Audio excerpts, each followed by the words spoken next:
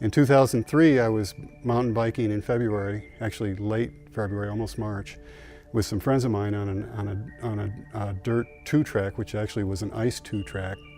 And of course, after the trucks had been down it, it's got berms, and they're just solid ice berms. It's like concrete. And I went down on my right hip. And later I found I broke it. I had walked out of there and walked into the emergency room, and they took a picture and said, "Oh, you broke your hip," and I passed out. So I was just thinking I had a huge bone bruise or something, you know.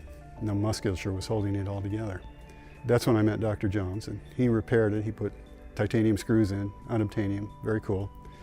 And then in 2008, I was in my neighborhood going out on the last Saturday in September, and I went down really hard on my left side. And I knew then that I was not getting up. It was much worse. 4 more titanium screws. Not so cool this time. And I was lying on the gurney before the surgery, and I said, I want a bone scan, because this should not be happening. They scanned me, and my T-score is just above the osteoporosis. It's just above negative 2.5. And so I then got permission to do a injectable drug, and you inject yourself once a day. It's no biggie. The interesting thing was I was in the class for to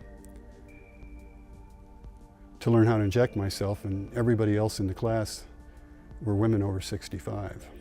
1 out of every 4 men over 50 and 2 out of every 4 women have osteoporosis, and they don't know it.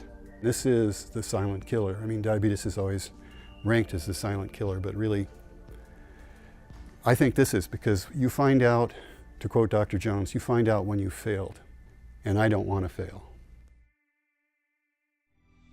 Fractures can be prevented with steps toward improved bone health. Own the Bone salutes all medical professionals and patients who are already working together to improve bone health.